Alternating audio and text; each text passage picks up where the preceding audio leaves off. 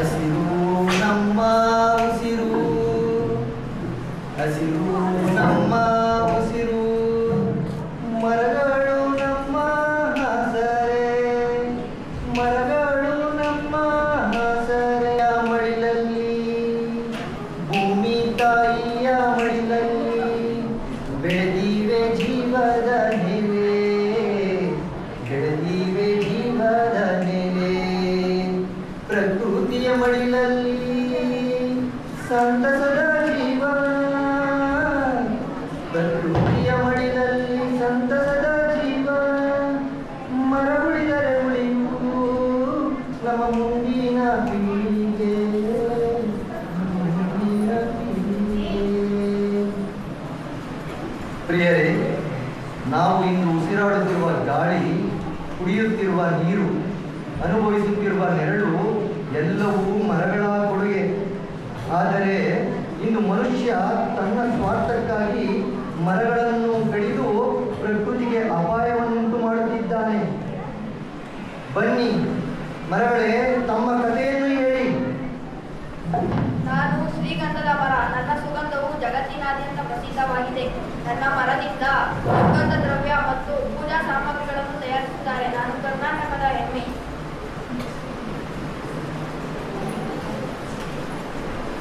ನಾನು ತೇಗ ಮರ. ನನ್ನ ಮರದ ಕಟ್ಟಿಗೆಗಳು ಬಹಳ ಕಟ್ಟಿಮುಟ್ಟಾಗಿರುತ್ತದೆ. ಮನೆ, ಬಾಗಿಲು, ಕಿಟಕಿಗಳನ್ನು ನಿರ್ಮಿಸಲು ನನ್ನನ್ನು ಬಳಸುತ್ತಾರೆ. ನಾನು ದೀರ್ಘಕಾಲ ಬಾಳುವ ಮರ.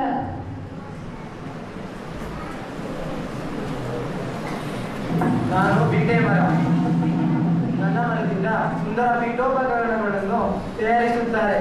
ನನ್ನನ್ನು ಉಳಿಸುವುದು ನಿಮ್ಮೆಲ್ಲರ ಕರ್ತವ್ಯ. ನಾನು ಆಲದ ಮರ.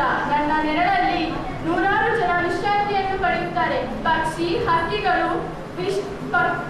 ಹಕ್ಕಿಗಳು ಆಶ್ರಯವನ್ನು ಪಡೆಯುತ್ತಾರೆ. ನಾನು ದೀರ್ಘಾಯುಷ್ಯದ ಸಂಕೇತ. ನಾನು ಬೇವಿನ ಮರ. ನನ್ನ ಎಲೆಯು ಲಘುಗೆ ಹಣ್ಣು ಎಲ್ಲವೂ ಪ್ರಕೃತಿಯವಾಗಿ ಅವಶ್ಯಕ ಗುಣವಾಗಿದೆ. ನಾನು ರೋಗಗಳನ್ನು ದೂರ ಮಾಡುತ್ತೇನೆ. ನಾನು ಪ್ರಕೃತಿಯ ಅವಶ್ಯ ವೇದ್ಯ.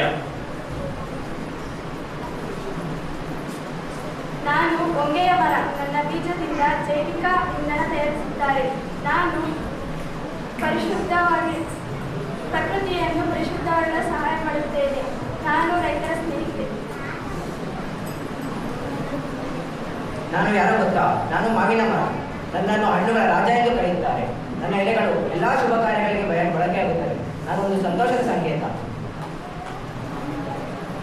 ನಾನು ತೆಂಗಿನ ಮರ. ನನ್ನ ಮರದ ಪ್ರತಿಯೊಂದು ಭಾಗವು ಉತ್ತಮ. ನನ್ನನ್ನು ಕಲ್ಪವೃಕ್ಷ ಎಂದು ಕರೆಯುತ್ತಾರೆ. ಗೊತ್ತಾ, ನಾನು ಮನುಷ್ಯನ ಜೀವನದ ಗೆಳತಿ.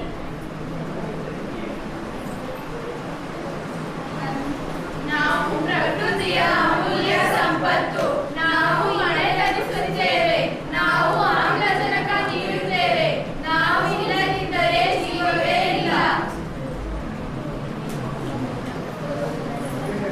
ಈ ದೊಡ್ಡ ಮರಗಳನ್ನೆಲ್ಲ ಕಡಿದು ಬಿಸಾಕಿ ನಾವು ಗಾಳಿಗೆ ತಗೊಂಡೋಗಿ ಮಾರೋಣ.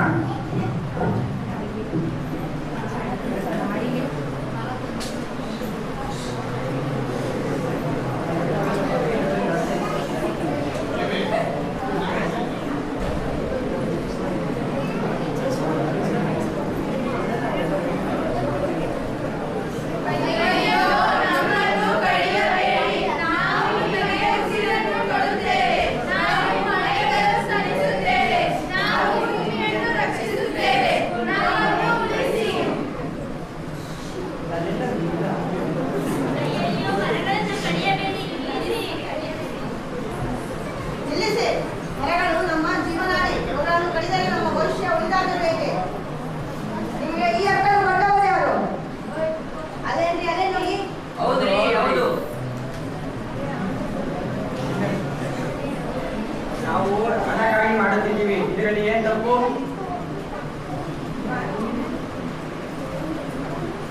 ಓ ಮೂರ್ಖ ಮಾನವರೇ, ಮರಗಳನ್ನು ಕಡಿಯಬೇಡಿ. ಮರಗಳು ಜೀವದ ಮೂಲ. ಮರಗಳಿಲ್ಲದೆ ಮಳೆಯಿಲ್ಲ, ಮಳೆಯಿಲ್ಲದೆ ಬೆಳೆಯಿಲ್ಲ, ಬೆಳೆಯಿಲ್ಲದೆ ಜೀವನವೇ ಇಲ್ಲ. ಒಂದು ಮರ ಕಡಿದರೆ 100 ಜೀವಗಳಿಗೆ ಹಾನಿ.